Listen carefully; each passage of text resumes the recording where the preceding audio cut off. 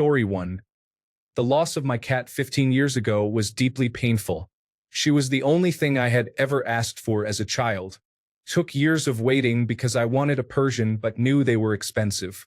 I got her when I was 11 from a neglectful home. My grandma had a new hairstylist who mentioned my wish. She said, "Wait, I have a friend who might still have one." They bought the cat, but someone in that home became allergic, so she was kept in their garage. It was very sad. I remember the day I got her as if it were yesterday. She was scared, but I was excited. I like to think she knew that after letting her guard down, things would be different with me. I loved her every second. Losing her was the worst experience of my life. The sadness and heartache remain to this day. Story 2. After my ex forced me into an open relationship, we were trying to mend things. Out of the blue, she decided to leave me to be with someone she was dating. She was my best friend for years and the only person I really talked to in depth with. I am still trying to heal from it. Story 3. I've lost family and friends, but nothing has broken me the way losing my best friends did. My cat and dog. They died within the span of 6 months of each other, and I am still not back to normal. Story 4. The most pain I have ever felt was when I got off the call after breaking up with my ex. That hurt more than any physical pain I have ever experienced. Story 5. Realizing that my mother had illegally taken my sister's children to ensure she had no contact, then did the same to me. My mother was controlling.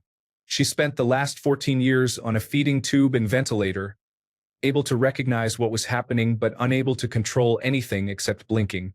I thought that was fitting for a woman who destroyed her 2 youngest children and almost destroyed her firstborn. Karma. It is sad because we were denied a conversation in 2007 because her current husband, who was a pedophile, was afraid of me. Story 6. When I lost my job, it ruined my marriage. I had nowhere to go and started selling crack cocaine and using cocaine while selling it. It was a miserable life. I am better now, living with a relative, and have been clean from that lifestyle since January 6th. Story 7.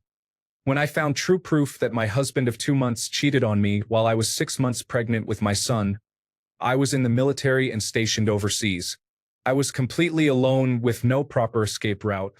It took me months to get a job back in the United States, so I had to do my best not to stress out over him not coming home for days to avoid hurting the baby. Story 8. The moment I found out my friend died by suicide was over a month ago. He never showed up for work, and we all had this feeling that we knew. Then the phone rang. Story 9. After I was assaulted as a teenager, I went through a very difficult time. An eating disorder became my entire life. I spent all day thinking about my body and food and crying over the home-cooked meals I was missing.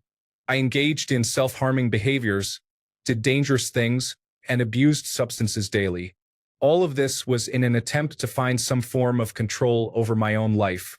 I never want to go back there again. Story 10. When I was holding my old dog's paw at the veterinarian's office as we had to put him down, it did not help that when we took him home, they put him in a bin bag. Story 11. In 2021, my father died. Then, 10 weeks later, my mother died. After that, my older female dog died. In November, my older male dog died. I would say 2021 was a difficult year. I am still sad, but not as sad as I was. Story 12. Blowing up a fantastic friendship because they were doing horrible things behind everyone's back. After 7 years and conversations I had with no one else, yes, that hurt. That person knew my soul and the core of my being, and I knew theirs, but they chose to disappoint me. Ending that friendship actually changed me a lot. Story 13.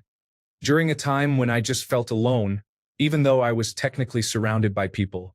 It was not even some huge dramatic moment. It was just this slow, creeping emptiness that hit one night out of nowhere. Story 14. The first person I ever saw dead was my baby nephew. I was 17. Nobody or nothing prepared me for the devastation that I witnessed indirectly. I dissociated for years, and it was only when I had therapy for something else that I truly felt the pain. Story 15. During the pandemic, I moved to Maine not knowing anyone. I decided to go skiing at Sugarloaf one weekend. I was sitting by myself on the chairlift and felt an overwhelming sense of solitude because growing up, I always went skiing with friends. After one run down the mountain, I went back to my hotel and lay in bed listening to music. I spent a few $100s on my stay at Sugarloaf. Story 16. My fiancée passed away 16 years ago after we were engaged for 36 hours. She had a pulmonary embolism caused by her birth control medication Yaz. She was a beautiful soul. I did everything I could to save her, but it was not enough. After she passed, I felt a level of sadness and grief that I would not wish upon an enemy. Took me some time to get back on my feet. Keep resting, my love. I know I will see you again one day, but I have more life to live first. Story 17. Right about now, because I have apparently lost my best friend, I have lost the woman that I truly love all at the same time. Story 18. When my best friend died by suicide 40 years ago, he was the nicest person I have ever met. I still think about what I could have done. I know the answer, but it still hurts. Story 19. It might sound silly, but when my dog died in April, I felt devastated. I had him since he was 6 weeks old, and he died at 10 years old. I got him as a reason to live. He was my baby. I was there when he took his final breath, and I have never felt so emotionally destroyed. Story 20. When my half-brother died of cancer, he was only 7. I burst into tears the moment I saw his little white coffin being brought into the church and did not stop. I did not expect to break down like that, but it happened suddenly, and I was overwhelmed. Story 21. The day I realized the truth was very sad. The worst part is, there is no going back once you take off these pink glasses. Story 22. I went into foster care in 2018 alongside my siblings, aged 13, 9, 7, and 3. I realized that I have missed absolutely everything as an older sister. My baby sister starting school, my other sister and brother going into middle and high school. Everything. We were severely abused, but we always had each other until we didn't. It is hard being only 21, not seeing your siblings for 7 years, and not living under the same roof. Story 23. Probably when a friend admitted her feelings for me, I realized how much I really love our friendship. I look forward to having it until the end of my lifetime. Story 24. Right now is probably the saddest I have ever felt. I am pregnant with a baby I never really wanted. My boyfriend still acts like a child. I am scared I am going to be stuck raising a man-child along with a baby. I have never felt so trapped or alone in my entire life. Story 25. My best friend died when I was 8. It did not really hit me until almost 11 years later, when I graduated and she did not walk across the stage. It is hard to describe the heartache I felt in that moment. Story 26. Right now, knowing I cannot give my husband another chance because it would mean giving up my self-respect and worth. It sucks. Story 27. Being 16 weeks pregnant and my husband coming out as bisexual, I subsequently found out he had been cheating for years. It turned out to be both the best and worst experience of my life so far. Story 28. I am 67 years old and have never had a good marriage. It was me, not the men. It is sad to realize you have been the difficult one your whole life. Story 29. When those 2 lines appeared, I was ready to get away and finally live my own life. It would be another 2 years before I escaped with my son in tow. Story 30. When I heard that my friend had told someone else that he did not want to be friends with me, I was surprised. We had been friends since I was about 3 weeks old. Story 31. Post-psychosis resulting from post-traumatic stress disorder as a result of harassment. During my psychosis, I felt like I had the love and support of the entire universe. The confidence, self-assuredness, and pure elation I felt at the beginning of my psychosis is like nothing I have ever felt before. I truly believed everything was going to work out for me in the most magical, wonderful dreams come true sort of way. Then it turned scary, as psychosis often does, before slowly subsiding and leaving me with the crippling loss and almost grief-like feelings of coming back to reality and realizing that all the things I was promised by my own broken mind were just hallucinations and delusions my brain conjured up to help get me through a terrifying and deeply traumatic time during my harassment. Honestly, the post-psychosis depression is worse than the harassment I faced. I am still grieving. Story 32. I truly thought the world was ending when my childhood dog passed away. I barely slept, ate, or spoke to anyone, even my boyfriend, who usually helps me get out of a depressive episode fairly quickly. On my worst days, my dog was the only thing keeping me from attempting to take my life. I was not functional for a few days. We adopted a new dog. She is great, but I do not think I will ever have the same connection to a pet. Story 33. Probably when I found out the pain was permanent. I had a bad mental relationship with pain at the time. Story 34. My ex-girlfriend was an international student. I was crazy about her. When she had to go back to her home country, I helped her with her bags and took her to the airport. This was during the COVID-19 pandemic. She was about to go through security and motioned for me to kiss her. A final kiss, but there were some American soldiers standing right behind us, and at the time you were not supposed to take off your mask. So I did not kiss her goodbye. Then, in the Uber ride home from the airport, the pain hit me that I probably would never find another girl like her in my life. Story 35. As an immigrant, the goodbyes with family members before going back to your new home are emotional. The last meal, the last drink the evening before the flight, or when some of them see you off at the airport. Strangely, for me, it always feels like a piece of my heart is breaking. Bit by bit, it chips away, even though I love my life away from my home country and some of the drama. Especially with favorite grandparents who are older, it always feels like the last time. Story 36. Watching the documentary Dominion. It is about the animal flesh industry. Watching it felt like a stab to my soul. Story 37. Surviving a suicide attempt and having to explain to my family during recovery why I am feeling suicidal in the first place. Story 38.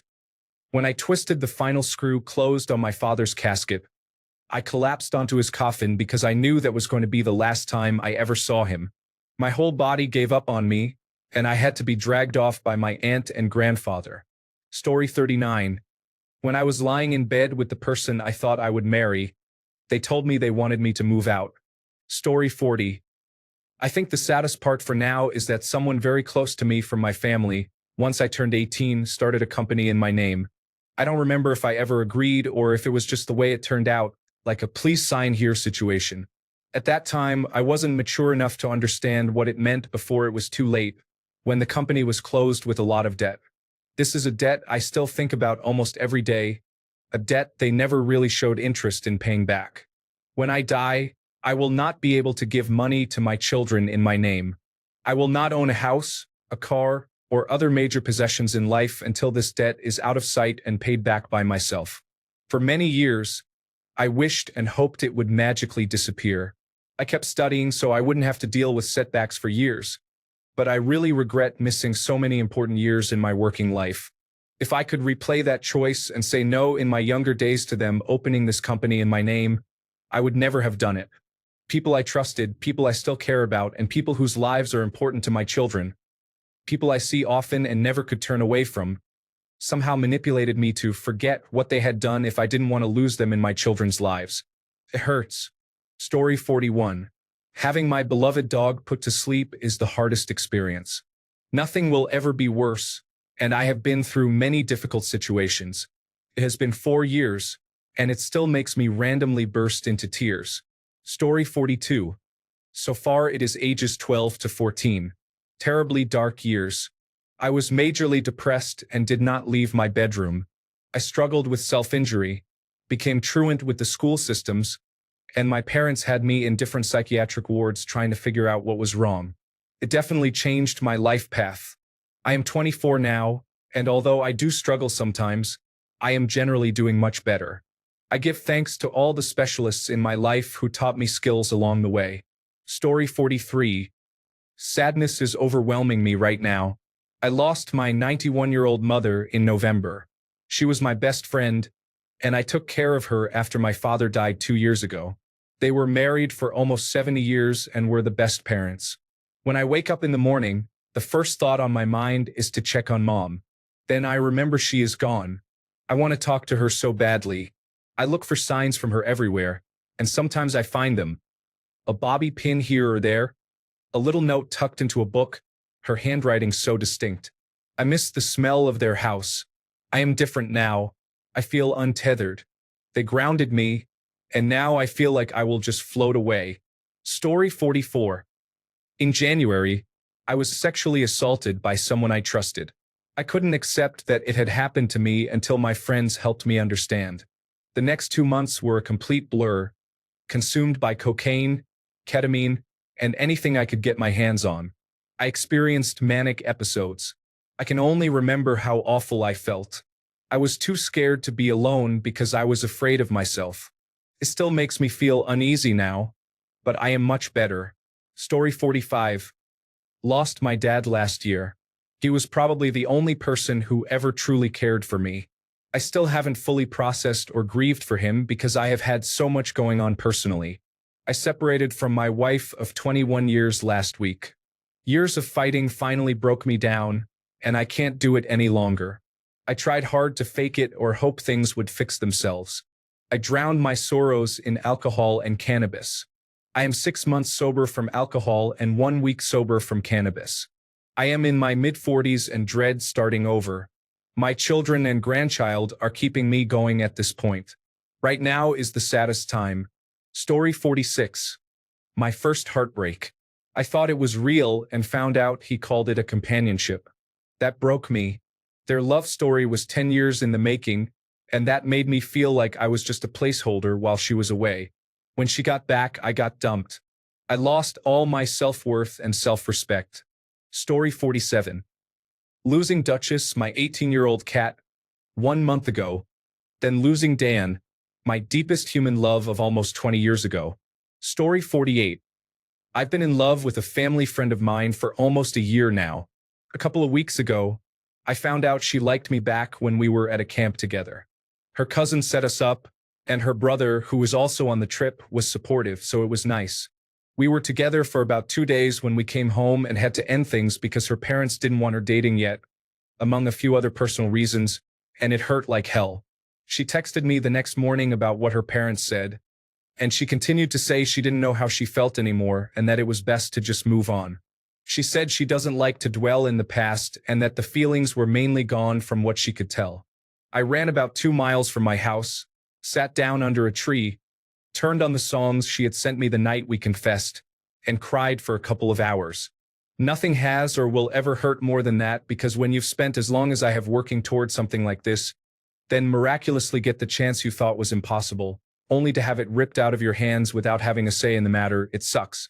I barely remember life before this all, and I feel so empty.